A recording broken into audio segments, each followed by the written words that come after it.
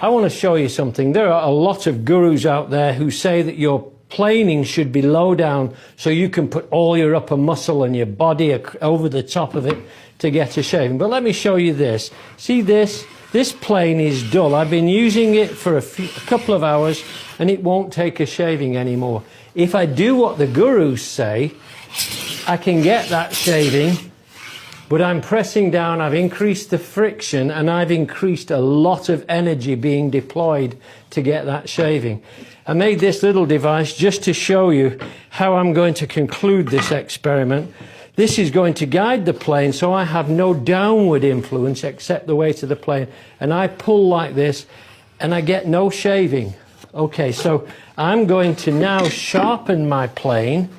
Just bear with me, it just takes a few seconds really. So I take my plane iron out and I can feel this and it will not cut me if I press it into my finger, which I don't expect you to do. But I can press on here, it will not cut me. So, because why? It's just dull.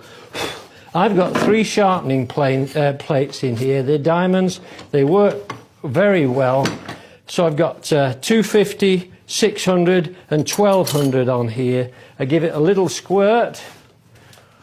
A little squirt with some very inexpensive auto glass cleaner. That's all you need. I go on here and I start sharpening on the coarse, and that gets rid of the old bevel.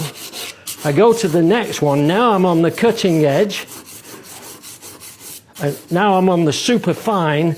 This is giving me a good edge, but it's not quite good enough. I flip over, clean off that face, stow this, and pull out a piece of leather glued to a block of wood. And then I charge it with some green compound called buffing compound. And I pull the iron on here about 30 times. And that's polishing that bevel. The flat face, the big face that's uppermost, is already initiated and it will never dull. So I don't spend any time on that face now. I did it once and I don't have to do it again. The only thing I have to do is flip over and pull. So that's my cutting edge. Now I can cut myself badly with that. So let's see what happens when I load this back into the plane. Set this anywhere between 1/32 and 1/16, 1 millimeter and 2. Set it parallel to the edge. Drop it back in the plane.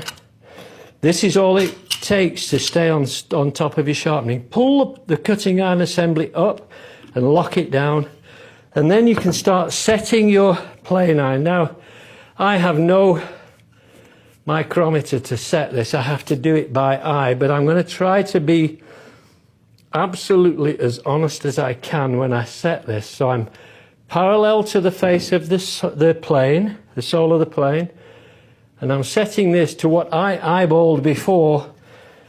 I drop this back into the vise. I put my plane on here. Watch what happens now. When I push forward, I can hear it kissing the wood. Okay, so I need a little bit more depth, not much. So now it's cutting a little bit more depth, and I have to keep checking because the iron needs bedding in just to start with. Let's try it with my device now. So I'm not pressing, I'm just pulling, and now it's sharp enough to cut the wood without any downward pressure. A little bit more set now. So I'm pulling, not pressing, a little bit more set. I'm on a very, very fine setting. So what I'm saying here now is the plane is pulling itself to task. So it's taking shavings. So now when I push, it's doing all the work itself. It's pulling itself down without too much friction on the sole. It's perfect.